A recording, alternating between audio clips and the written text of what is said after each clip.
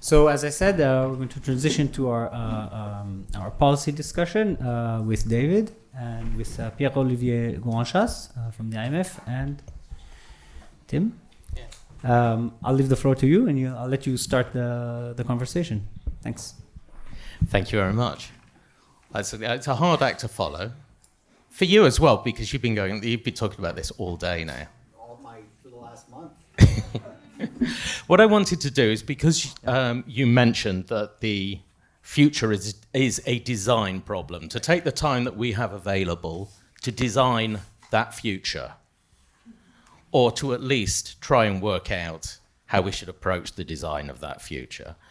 But if we were to accept that we want a pro-worker AI in future, then first of all, we sort of have to define our terms, don't we? So I want to ask both of you what a pro-worker AI is. What does it mean to be pro-worker? David, you start. Well, it's one, if you type in and say, "Are you pro-worker?" it says yes.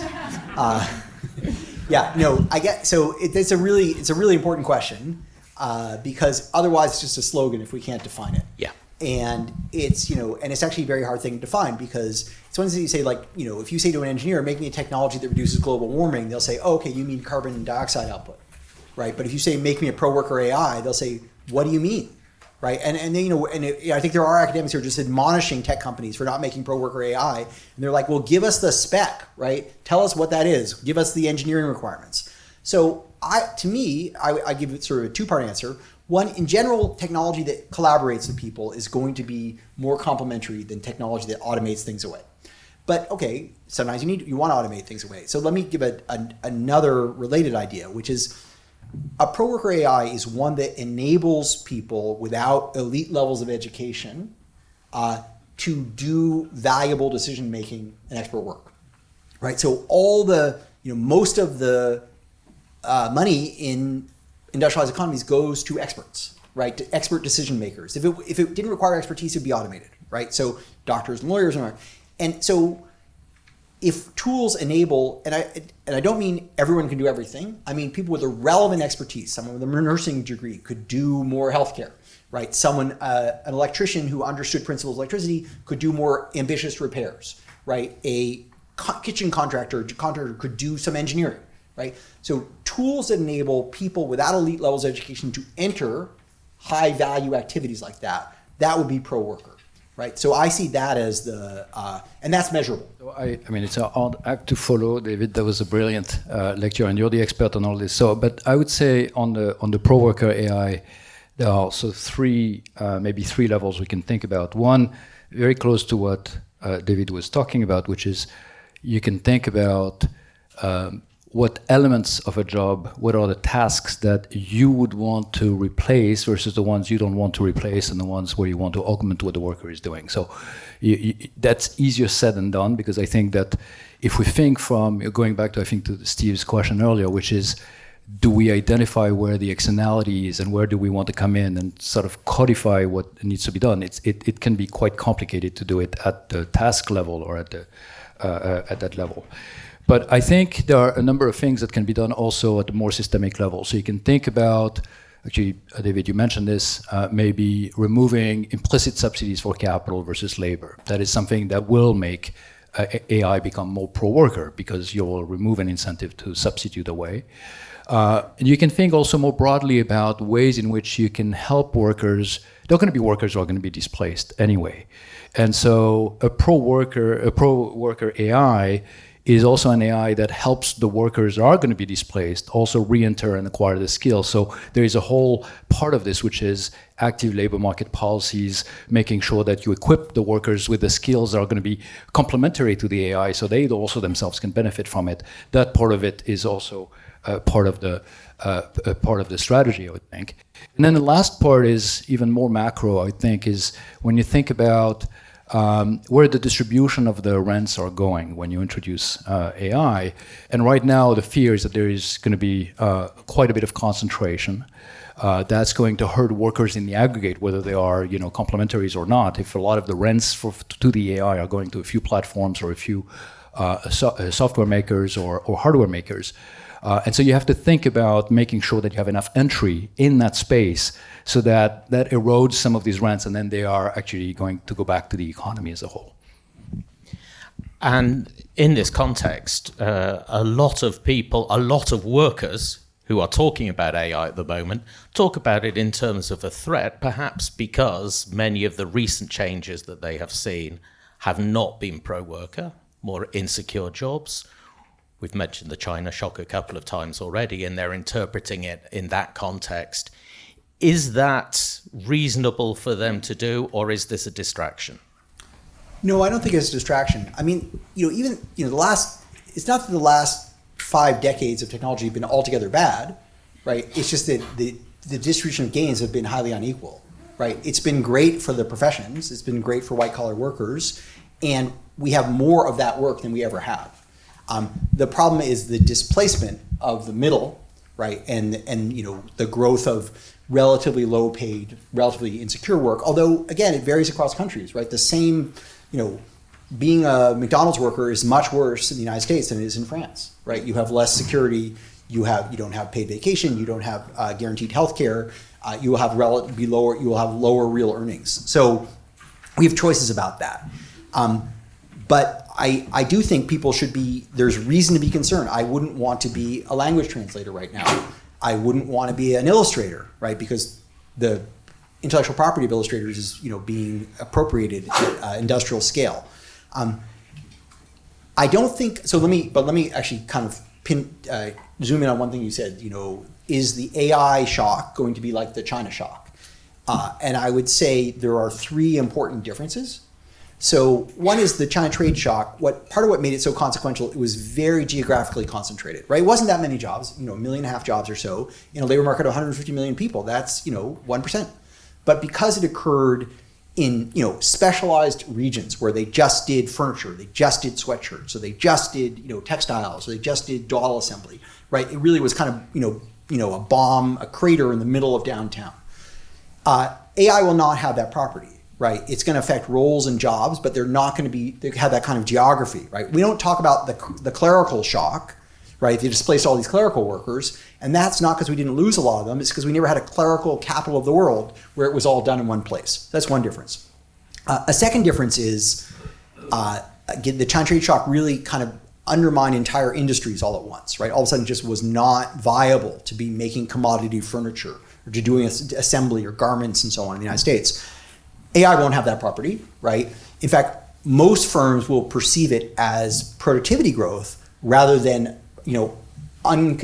price cuts that they can't meet, right? So I think it will, from geography, from industry versus occupation, and also from, unwelcome competition on price versus productivity gains, it will feel very different. That doesn't mean it won't be disruptive. It doesn't mean people won't lose jobs, but it will have a really different texture. So following up on this, I think the parallel with the China shock is interesting in many ways. I agree with David that the concentration is a big difference, or the lack of concentration of the AI shock. There is actually an interesting thing from the political economy point of view, which is when you look at the United States, for instance, the importance that the China shock has played in shaping political attitudes. It's really something that resonates very much across the board, Democrats or Republicans. The view of China as a threat is in part informed by David's work. It's the only thing we agree on.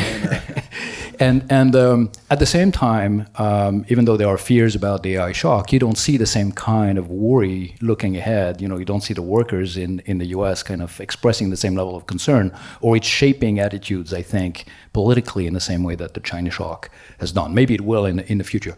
So that speaks to maybe the concentration. It's more diffuse. But there is one aspect of it which could be similar, and that's the speed at which the shock could propagate through industrial and industrialized countries' labor markets, and then also in emerging market. We talked earlier about India and some sectors of emerging market economies, and here the speed could be very. If you listen to some of the optimists about the AI shock, it could be very, very fast. And I think no economic system is really designed to handle massive change in a short amount of time. That creates tremendous amount of pushback on many different margins. And so the question there is not so much whether the AI shock is going to happen. It will happen in one way or another, whether it will be worker-friendly or not, it will happen. But the question is at what horizon it will happen, whether it's a 10-year horizon or whether it's a 30-year horizon. And 30-year horizon is very different. It says, well, we don't know what the modes of organization are going to be, what the new firms are going to be, we don't know what the new jobs are going to be. And all of that will happen over time, and that will be absorbed in the natural flow in and out of the labor market through retirement and entry. And that's a very, very different situation than when you're basically saying, you know, we have so many percent of the labor force are programmers, or some of those occupations are very, very exposed and are going to be displaced within 10 years. That has a similarity with the China shock. I think that's the part where we want to be a little bit careful. Now, the other difference, with the China shock is the speed. We know from everything we've been talking about, the speed could be fast, and it could be dislocating in the set of, white-collar workers. These are not about some of the unskilled workers doing manual work. I mean, as you know, the plumber may be fine, but some of the administrative assistants may not be fine. So that might be hitting first in the sort of the bell part of the middle class. And that is also can be very politically very, very damaging. So that's the part that worries when we're looking at this, when we're looking at it from the fund's perspective. We're worried about dislocation that would happen very fast, may not create the same sense of identification with the source of the shock, but nevertheless would be very politically difficult to handle. Yeah, I just add that it's something that Steen mentioned earlier, right? That labor markets have a kind of a natural rate of change, right? If a career is 30 years and 3% of people retire every year, so you can have, you can reduce employment in a sector by 30% in a decade without anyone losing their job.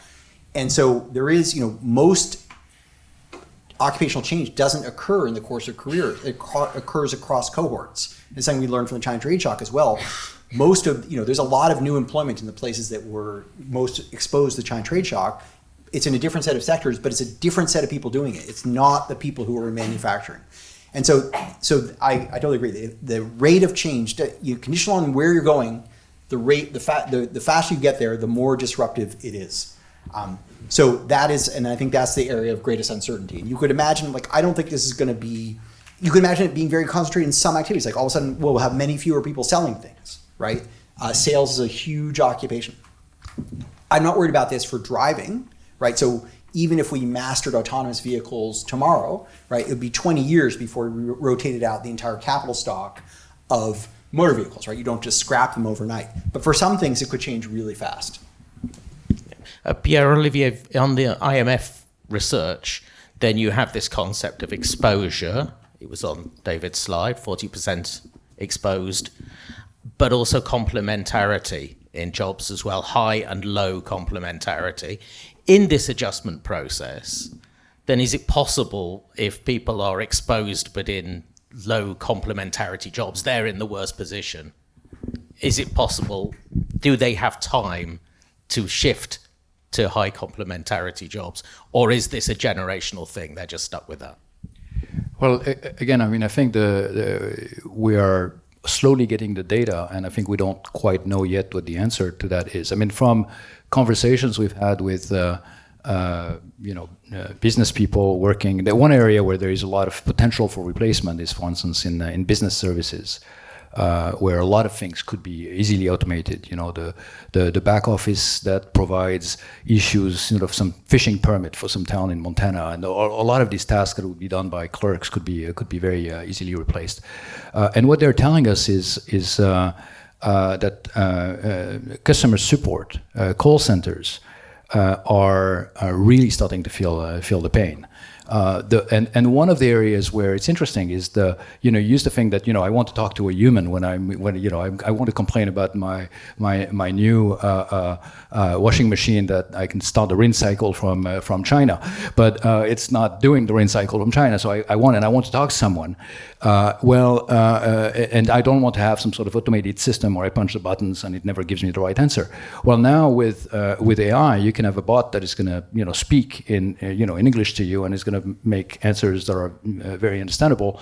And the amazing thing is that customer satisfaction is vastly superior when these companies switch to automatized call centers. So it's 95% or more. So this is an area where you very easily you could see some of these jobs being replaced because that's automation in action. And there is very little you can do now. You could do it the way David suggests you do it, which is you help the workers answer more calls per minute. But again, I think the incentives to go in that direction, I'm worried about how strong they're going to be and whether they can be resisted. I mean, related to that, there is an aspect of this which I think is, there is competition with, more broadly when we think about deploying AI, there is competition within countries, but there is also competition across countries. And that's something that we see very much when you look at the European landscape versus the US landscape, on what part of the frontier you want to be between regulation, protecting privacy, safety, etc., versus innovation. It's very clear that the US and Europe are, on different places on that frontier, and that has implications for where investment is going, where innovation is going, and ultimately what products are being rolled out. Yeah, that is really something I need to discuss with the two of you, the difference between the two concepts of what regulation could be, first of all. Because if we're thinking about designing the future, the question is who's going to design it? And we default, first of all, in thinking, well, we have to regulate AI. Now, when it comes to the labor market, what role can governments have in regulating AI when innovation seems to be running so far ahead of the pace of regulation? David? Well, yeah, in the US, we're very little gets done legislatively. And actually, we sort of have the world's best institutions as of 1960, and they haven't really changed in the interim. So it's very difficult for, useful things to happen in real time. I would say let's imagine you had the capacity to do this. I think there are three arenas where, you might think about buckets of legislation. One is, of course, safety regulation. This is something we've been doing for a long time, and we have lots of it. And, you can't buy our toaster oven that doesn't have, meet energy efficiency standards and fire safety standards. You certainly can't fly an aircraft over international waters with passengers without doing a lot of certification. So we're pretty used to doing that. And I think, in specific domains, in medical devices and so on. So I'm not as worried about that. Another domain is what I referenced at the end of my talk about these sort of rights that are, not written down because they were, seemed inalienable, but now they're alienable. And there, I think we do need regulation, and I think it's going to be very difficult for us to get it in the United States. And then the third thing I would say is, in terms of investment, not just what not to do, but what to do, right? Some of the great opportunities for AI are in healthcare and education. Those are mostly public sector activities. Even in the United States, right, most of that is ultimately government money. And so the government really can have a strong steering role. And that's really important. Most of the kind of most consequential technologies of the last century, a lot of them were paid for by governments, often by defense departments, right? And they steered that technology, and they were the buyer. They guaranteed to buy it, and that's what brought it into the world. AI is quite different, right? AI is almost all private sector. And in fact, even at MIT, my colleagues don't have the compute that they would have if they were working at Google or something like that. But one way the government can steer, partly through grants, something we've given up on the United States recently apparently, but also through purchase commitments. You say, well, we want to do healthcare this way, right? We want to use labor this way in healthcare. So we will agree to purchase tools that have these properties, right? Or in education, we want to augment the education process. We spend a lot of money on this. We will review and purchase things that have these, accomplish these goals. But does government have expertise? No, it doesn't. But, so you do need some expertise in the government for sure. But it's not that the government has to be developing the stuff itself, right? It just has to have enough expertise to contract over it, right? Often the government is contracting for technologies that don't exist, right? So sometimes it works well, sometimes it doesn't. But it doesn't say the government should write all the software, right? It just says we're a purchaser. We can specify some of the criteria we're going to use. Pierre-Olivier, what do you think for Europe, first of all? Well, for Europe, I think, there are two paths that you could see. One is that you really want to compete on the development and innovation at the frontier. And to do that, I think it's hard to do that if you place yourself in, in an environment that is somewhat regulated and that will constrain what the new entrants could be doing, because some of these regulations becomes effectively barriers to entry. As a journalist, I call that a regulatory straitjacket. Yes. Yeah. But I don't want to say it's too much. I think it's a question of the objective function of what you're trying to achieve. But what that means is that you could let some of this innovation happen elsewhere, and then you regulate the use. And that's perfectly fine. But you agree that in doing that, some of the value added that comes from that doesn't flow to you. You're going to be a user of these things, and that's perfectly fine. You define a safe space within which they can be developed. You can put sort of a framework around them, and that's one option. I think there is another path, which is where you want to be at the frontier, and then that requires that you regulate for growth. You don't just regulate for safety. And there is a sense in which in Europe right now there might be a little bit more regulation for safety than there is regulation for growth, and that has implications. What would regulation for growth look like? Well, I think you have to, you can think of many different margins. You can think about access to data. You can think about, a lot of the efforts in the European Union right now, for instance, in terms of mobilizing savings and channeling them towards the equivalent of venture capital industry that would help fund some of these high-cost projects, which are not really done at scale in Europe. Those efforts are underway, but have relatively little to show as of now. That would be going in the direction of trying to promote at-scale innovation that Europe is lagging. There are wonderful centers of innovation at a somewhat more theoretical level in Europe and in France in particular, in RIAS and RS. There are fantastic innovation. There are actually wonderful startups even in France that are really have shown that they can compete with some of the best, but it's still very, very little when you compare to the kind of scale of industry that you have in whether you're looking at the US or whether you're looking at China. Yeah, China actually has a fair amount of AI regulation, right? It's an irony, but the two, the world's largest communist country is also one of the most innovative market economies in the world, and really, the most innovative or second most innovative country for sure. And the risk with China's regulation is it can change very fast, right? The tech sector was being championed, then it was being attacked, now it's being championed again. But one thing that China does very successfully, in addition to establishing rules and punishing actors that they don't like, whether for good or for bad, it's very good at investing, right? At deciding what's a priority and making big investments in it. And this is the China 2025 project, right? Picked a bunch of critical technologies, and and they were drones, and they were telecommunications, and they were aviation, and they were power generation. And they threw a ton of money at it. In the US, you couldn't do that because it would be the failures would be like get all the headlines. But it really worked pretty well. They're actually pretty good at choosing, strategically investing and then pulling back investment to create competition, right? So, China is having a bloodbath in EVs right now, right? They have hundreds of EV manufacturers. Most of them will go out of business. But the ones that survive will be incredibly good, right? So that's kind of successful policy. It's very different, certainly, from what we do in the US. I think it's pretty different what's done in Europe, and maybe it's hard. I think it's a lot harder to do in democratic countries, but it obviously has some successes. If we look outside of Europe to the rest of the world, to emerging markets, developing economies, then how do we think about regulation or incentivization there? Well, there I think I would go back to the work we've done in our staff discussion note on AI preparedness index, and I think the first priority for a lot of certainly low-income countries and some of the emerging market economies is really to invest in infrastructure first. So the digital infrastructure, there is very little point in which you want to regulate when you don't have the electricity generation, when you don't have the capacity in terms of fast data lines and things like that to really be able to have an industry in the first place. So let's first build the infrastructure, and then let's think in the second step about how you want to think about regulating it. That would be the primary recommendation.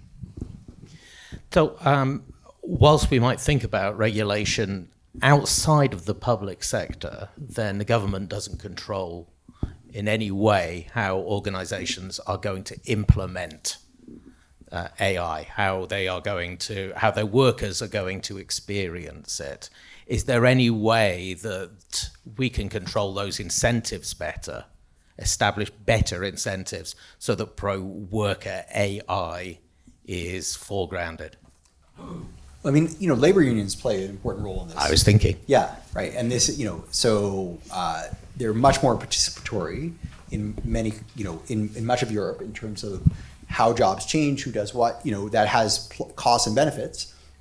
But there is, it makes it more likely that workers will have a hand in design, that the benefits will be, distributed more equitably. I'm not saying that, it may hinder innovation in some ways, but I think there's opportunity there. I think, you can have too much labor power, you can have too little. In the US, we have too little, arguably, except in some sectors where we have too much. But I think, that there is very little constructive dialogue between, any organized form of labor and management in the United States. Yeah, where do you draw the line on this? Because obviously you're keen on the idea of the nurse practitioners taking over roles, which which the professions, organizations within the professions fought against. That's likely to be replicated in other professions. Yeah, actually, that's actually a good irony that you point to, is that we do have organized labor in the United States. It's all highly paid professionals, right? We're all belong to a form of guild. I don't know. I mean, people, there's another thing that's, proliferated in the United States, which is occupational licensing, which is basically, it's like guilds in, lower paid work that basically say you can't, in the state of Florida, you can't become an interior decorator without getting a license, which is probably a little insane. So, this is another way that workers sort of build barriers to protect themselves. And it has, in many cases, like you want electricians to be licensed, you want plumbers to be licensed, you want, doctors to be licensed. Not clear you want interior decorators. So that's it. But it's another, it points to the fact that unions are one way of workers exerting leverage, but another way is through the courts. Another way is through law and regulation. I'm not sure which of them is best. I know in the United States it's very difficult to get from where we are to a larger or we don't have sectoral bargaining, for example, which I think is much more constructive than atomistic bargaining that we would see in the United States. So I don't know how we would get there. Pierre-Olivier? Well, I don't have much to add. I think we agree that if you have more representation of workers at the table, you will naturally get adoption of AI that will also reflect the needs of the workers and will be complementing them. Will you though? I think for the incumbents who certainly want to do that rather than sort of think about a form of AI that would replace them. I think we've seen that, for instance, recent agreements in the auto sector in France, where you pair new robotics with guaranteed retraining for the workers, and so that's the kind of thing where you guarantee that the workers are going to be complements with the technology and the capital.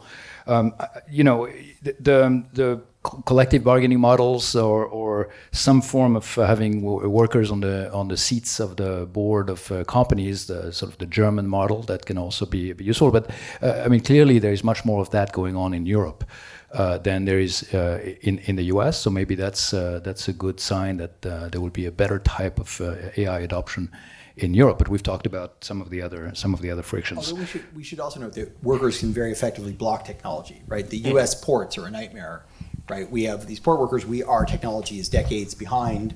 The US has some of the world's worst ranked major ports, right? We're in the list of like 350. We're like at where one is the best. We're like 320. We have only one port that's above the bottom 300. And that's not because we are incapable, I think, of doing this. It's because labor has so much voice there and they understand that you say, an economist might say, well, why don't you just buy them out, just pay them off? But they understand once you make that deal, you've lost all leverage, right? And if you want to have this job for generations for your children, you can't take that one-time payout, right? You've got to sort of hold on to the job. That gives you the property right. So it's not, they have voice, and you could call it, I know you could call it pro-worker technology, but mostly it's just not as much technology. Okay, so I'm interested in how we get on this path to a pro-worker AI if we were starting from where we are now, which strikes me as a sort of a widespread distrust, a very dominant technology industry, and at the moment regulation, incomplete, patchy regulation that's struggling to keep up. What is, and also, as you've pointed out, a very short time to do it. What is our first step, and who can make that step? Who can lead it? I will David. do that. Yeah.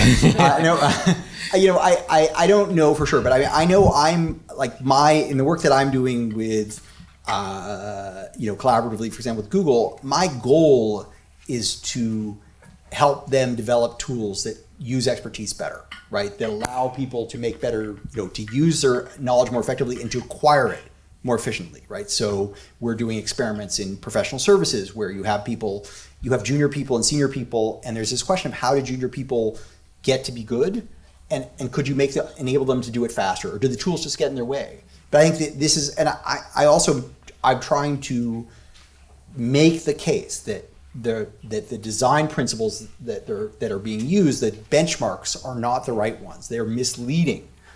Because they're not actually measuring the efficacy of these tools in reality, and therefore the tools are being designed badly. What would you rather have? I would rather have them, test them. It's like, the Chexpert thing, right? That example area.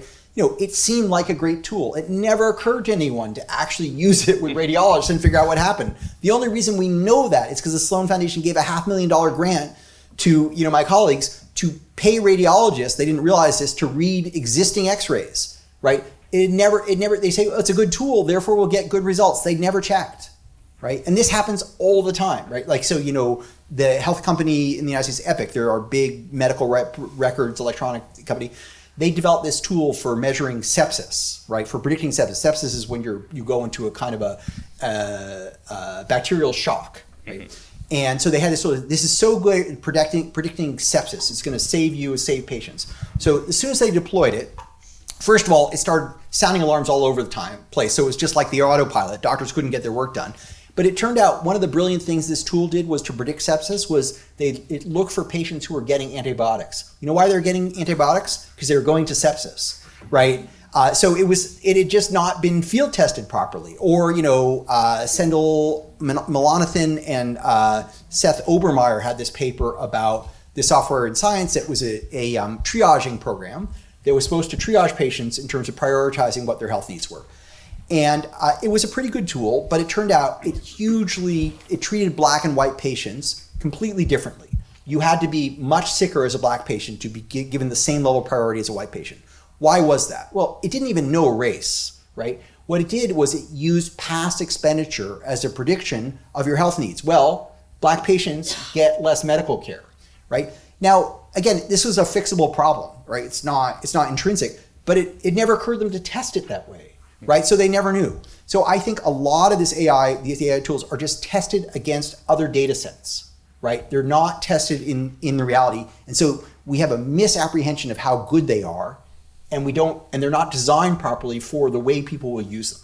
So I think and again, it's not bad intentions, right? That's the mindset. And a lot of engineers are like, give us the right benchmarks, we can target those. I mean, the leaderboard of those LLMs, that drives development of LLMs, right? They want to be atop that leaderboards, right? Those are tested like every week.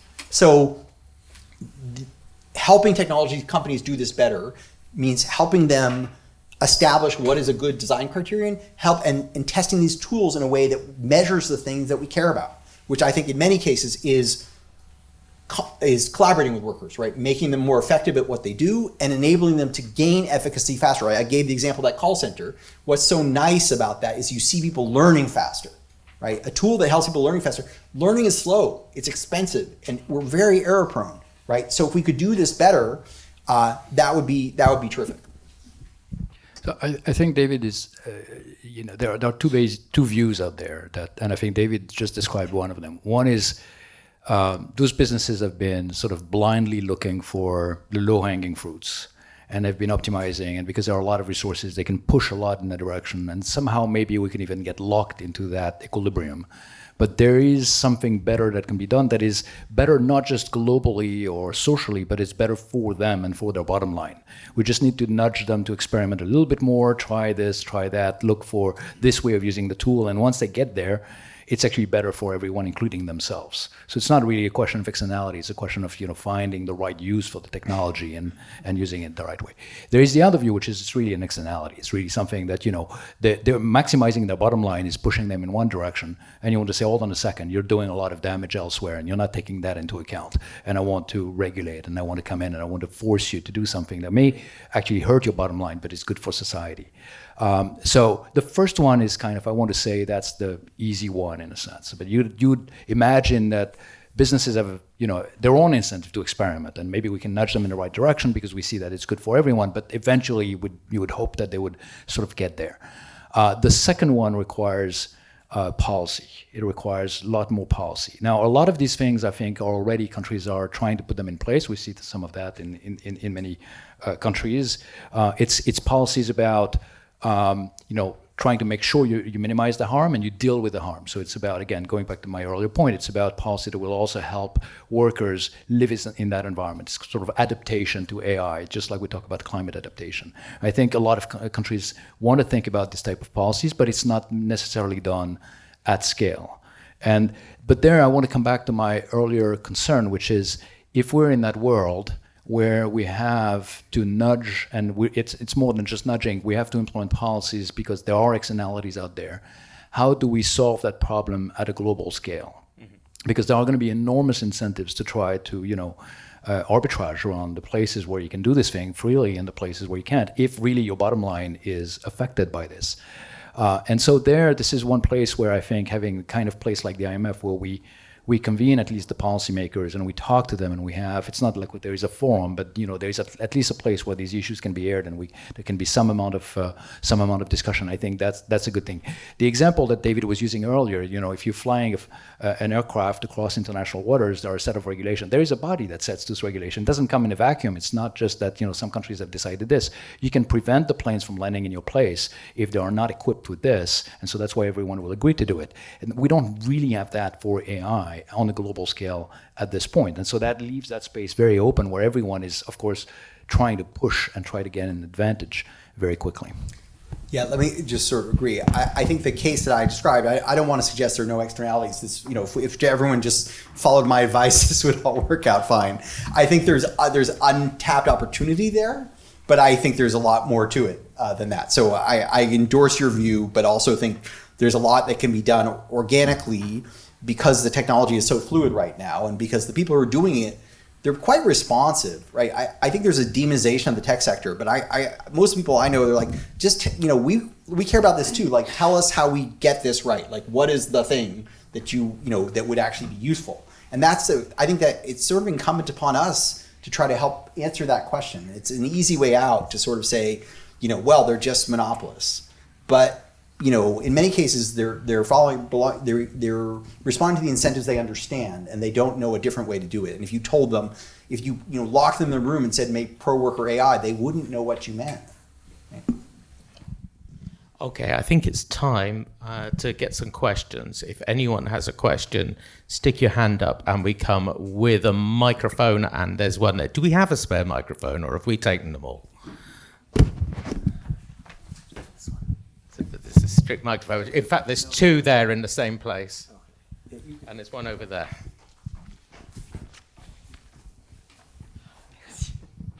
Merci. In some sense, at a macro level, you could model the AI as a big substitution, massive substitution of energy to labor, right? And so I'm not sure it's a good idea if you see that like that in the context of climate change. Is it such a good idea? I'm not sure. That's my question. Yes. Well, so we have actually looked a bit at the demand for energy that comes from AI. We did recently one of our reports had a little special focus on this, and it's rising very, very fast, and accumulated around the world is now reaching levels of energy consumptions that are comparable to some sizable countries, and it's going to continue growing relatively fast. The assessment we had actually was that it was possible to absorb that and have the increase in energy coming through the planned expansion in renewables that we see, and with appropriate policies, of course, and you sort of under a kind of current strategies that would certainly not be enough, and there would be quite a bit of pressure on energy demands going forward, that's at the global level. Then you could imagine that there are also local issues. Where you implant your data centers matters for the local demand, and then you have the question of whether your grid is actually sufficiently robust. And everyone has in mind what happened in Spain recently. So there is a question also of stability as you ramp up renewables of your power grid. So these questions are also in the background in terms of tail events. But just in terms of overall demand, our assessment was that this was not something that was, that couldn't be managed given what we can anticipate for the increase in usage and the increase in energy generation from new sources. David, anything? I'd be curious to know how the AI energy consumption compares to Bitcoin right now, which is, as I know that Bitcoin consumes at least as much energy as Denmark. So I'd be in favor of shutting that down. Sorry, Bitcoin holders. That's Bitcoin, not Denmark. No. Denmark has all the world's most successful training programs. I think one policy lesson we've learned in the U.S. is we should take workers who need retraining and send them to Denmark. Okay. We've got two questions over there close together. Maybe we could take both of them at the same time. Things the microphone's making a long journey. Make it worthwhile. Thank you for the debate. I want to come back to the beginning of the debate about is it pro-worker or not. So there is this learning and so on, but I was thinking a bit about the students, people that are learning right now, the know-how or the knowledge that we need to have a complement job with AI. And we know that the young people are very tempted to use a lot AI and maybe not learning the knowledge. And I read some studies about that, and just it seems that when they are really gifted, that's fine. They learn how to use it, and it's complementary. But for the average, it's not very good, and they are not learning. So I wanted to know a bit what you are thinking about that. Yeah, this is good. Before you answer, there's just behind you there, 2 rows behind. Yeah, thank you so much. So two words that I think define a lot of the talk tonight is impact and incentives. And I'm reminded by John List's book about the voltage effect, where he pointed out that many RCTs that work well and we have a big treatment effect don't work that well when we scale up. And so, David, when you were making your point about all these AI models, and sure, you're optimizing in a narrow sense, when you actually scale it up and you think about how people are responding to incentives and human behavior, then it falls apart. And so then that kind of lands on how does policy rectify the wrong incentives or create incentives where none previously existed, which is a very open-ended question. So I take that with wherever both of you want to take it. Thank you. Stupid questions. I'll take the first question. I actually think, what you're talking about, students using AI, exactly points to this sort of automation collaboration conundrum, right? That, probably the way most of you use AI, right? You have a chat window open when you're working, and you use it, you consult it, you say, help me rewrite this sentence, what do I know about cold fusion, things like this, and you're using it collaboratively. The real danger is when students use it in place of thinking, right? And they say, well, I don't have to know that because the machine knows it. And then, A, they don't learn, B, they produce bad output. And I think that's a real concern, right? And this is sort of like the way, just like, our brains are so hacked by all these temptations, right? Whether it's social media, whether it's processed food, whether, a lot of what distinguishes successful people is a discipline to not indulge in those things, right? Like, not spend time on social media, not drink too much, not, eat, bad diets, force yourself to exercise. It's funny because those things are so available to us, right? It's never been easier to drink or eat yourself to death. Certainly most of history, you couldn't eat yourself to death. So that is a concern of how people use AI. And that's my biggest worry there, that they won't learn. And it's so important because a lot of the future will be collaborative with these tools, right? And using tools well is an incredible opportunity. But you have to be able to understand how to manage them, and when you can rely upon them, and when they can supplement you, and when you're kind of, in water you shouldn't be in. You're in over your head. And so I think that's you point to a really we're at a dangerous moment with that, because I don't think students have, in any sense, learned the discipline to not do that. Take Christo's question. It's interesting. David's answer suggests that there is for the really smart students out there, what they should do is they should play a spend signaling model. They should just advertise that they don't have a phone, that they don't really consult any of these things, and then they will signal that they have that they are the right type. The second question is I don't have a good answer. I mean, yeah, of course we don't know. It's not scaled up yet. We can look at past GPTs and see how they've transformed our labor markets and see what they've done to the demand for various types of skills and occupations, and what has emerged. One of the areas we're particularly interested in is trying to sort of peer a little bit into the unknown here, and not try to forecast, but try to think from first principles what kind of jobs could be emerging in this environment. It's extremely hard, but let's see what we can learn from previous substantial transformation of the labor markets through automation and technology. So we don't have the answer. Certainly, I think from the sort of what we see happening. By the way, a lot of the studies that we have are still based on sort of early stages out of automation. We don't have yet a lot of things that are based on the introduction of LLMs and all of this because it's so recent. The second angle to answer your question is, okay, well, that's where models can come in handy. They're only as good as the assumptions you put in there, but they can provide some answers. Again, you can discipline them, and you can treat them with a little bit of with a grain of salt, but they can be useful. So you go to your models. So that's kind of what we try to do. We try to be a little bit humble in terms of, and I think if you were here when Giovanni presented the views from the fund on AI, for instance, and productivity, we're kind of, we're trying not to take sides between the Acemoglu and the Philippe Aghion views of the world. We're kind of, because we don't know.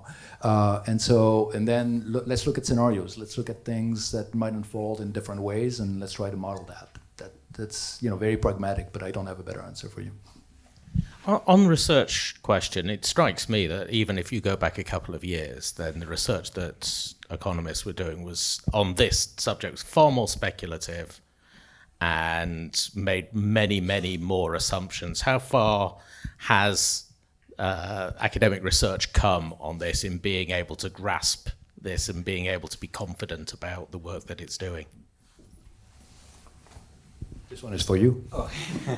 Yeah, I think we have a lot more really nice kind of case studies, but I don't think we know how they scale. Exactly what Christos was saying a minute ago, right? So you certainly can't generalize from a 20% improvement in one company that's a 20% GDP growth or anything of the sort. And some of this is going to be competed away. Some of this is very narrow applications. We're looking in the best case scenarios. And some of the technology will also be used destructively, and we'll have to use AI to defend ourselves against other AI. So I'm not nearly as pessimistic as Daron. It's nice that he establishes the boundary of the set. I think there's great opportunity, but it's not. We really don't know the mapping, and we don't even know. I don't think we even know exactly what to measure to get to that mapping. The only thing we know for sure is we haven't seen productivity miracles yet. Now, I guess one thing you could say is, look, it if it were going to be this disruptive, you would expect to see a lot of productivity maybe, and stock market values also exploding if we were going to see that. And we haven't seen that. So why is that? There's a lot of possible answers. And one answer, if Daron were here, he'd say, well, it's because the technology is going to be misused. So it'll be kind of so-so. So it'll do a lot of damage without actually creating a lot of productivity. That's one possibility. Another is we're still really, really early on and we haven't figured it out. Or a third possibility is we don't trust our own institutions to channel it effectively. And I think that is where I'm most concerned. Yeah, I've seen productivity miracles claimed in AI company press releases. Yes, there is right in the middle there, about 2/3 of the way back. Yes, exactly you. Yeah. I think I can speak loud. Do you hear me? Yeah. Hello, I'm Trison, PhD student here in PSC. So I have so many issues to ask, but I think the one that came to my mind and very big issue gonna be geopolitics. We've seen what happened with rare earth under the control of China, right? So let's say they only one AI in this planet and it's under US. That's gonna be very risky situation for many countries. So how should we as some kind of policy maker think about this resilience in AI? How much should each country invest to hedge against this risk? Okay, so a sort of concentration question really here. I can say something about this. I mean, first I should preface by saying that the IMF, we don't wade into national security issues. That's outside our remit. We are very careful about that. But we can look at the consequences of a desire to ensure national security are. And so I certainly agree from the perspective that what we are seeing is very much what you described, which is countries are seeing AI and as something that they need to have in their toolkit, and it needs to be done at home or with very, very, very close allies, where who is an ally is kind of changing every day these days. So that has implications for where you want to do the investment, where you want to do where you want to store the data. There are big issues around that, for instance, in many countries, and there are issues about the supply of all the whether it's critical minerals or etc. That you need to scale up and produce all the chips and all the computing power that you need. So countries are certainly thinking very, very seriously about that. On the critical mineral side, that's something we looked at as well. We've done an exercise about a year and a half ago where we looked at whether there was enough, if you partition the world into different blocks, hypothetically, US-centered block, a China-centered block, and a bunch of countries that are kind of in between and don't want to take sides. And do you have enough supply of the critical minerals in the different blocks, or do you have imbalances that mean that one block could be at the mercy of another? And the answer was relatively encouraging in the sense that there are enough critical minerals in these sort of hypothetical blocks that you don't have excessive reliance. The issue is more in terms of processing right now. So China, for instance, has a lock on the processing of critical minerals. They process 90% of them or something like that. It's not that they are all in China. Rare earth is it's not earth and it's not rare. So it's found everywhere, but it's not very dense. So, and it's a very dirty industry when you want to collect it. So most countries don't want to be in that business. They'd rather have someone else do it for them. But if you really need it, you can find it in many, many places. The question is, can you build an industry to refine it and process it? That would take about 10, 15 years in other parts of the world if they don't rely on China, but it's not impossible. So in a sense, yes, these considerations are very, very important when you think about the development of AI, both on the input side and also on the capacity side. We have time for one more. Yes, down at the front here. Thanks very much. Super, super interesting. David knows a bit of my work on this.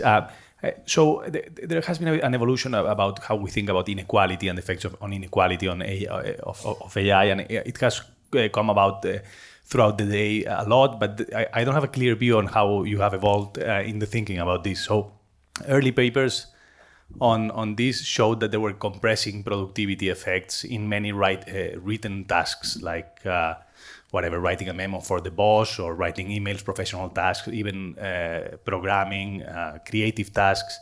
But then more recent work in more open-ended environments, also experimental, shows that inequalities could increase as a result of AI, right? And also, we know that more macro effects lead to more exposure of high-earning jobs. So there are many different views on the effects of inequality. I would like you to expand a bit, if you can, on how you think about that.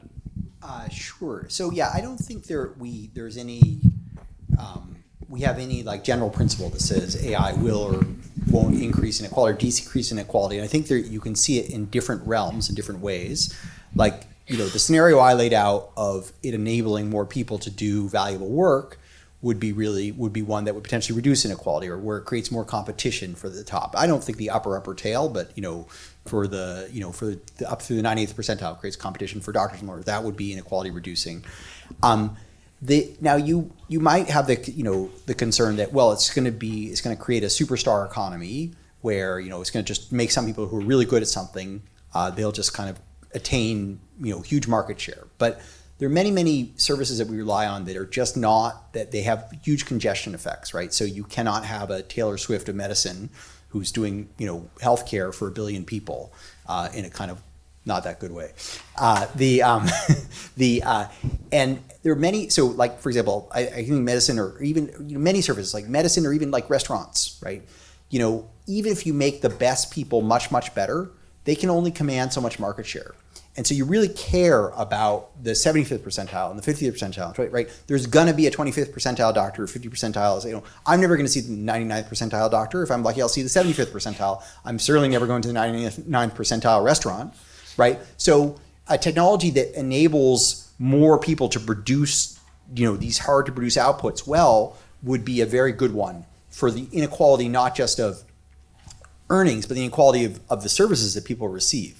So I think there's potential there, that even where it's very, complementary, and even more complementary perhaps to the top people, it still will be beneficial at many levels. So I don't have a super strong view on where this leads in aggregate. I mean, I guess the one thing I would say is this technology is really so different from the last one. It's not a better, cheaper, faster computer, that it seems not that probable that it would have exactly the same effects because it's so characteristically different. So my money is not on a continuation. And in fact, in many countries, inequality, except not of wealth, but of incomes, has flattened out. The sort of huge education gaps that we were seeing, they've stopped growing.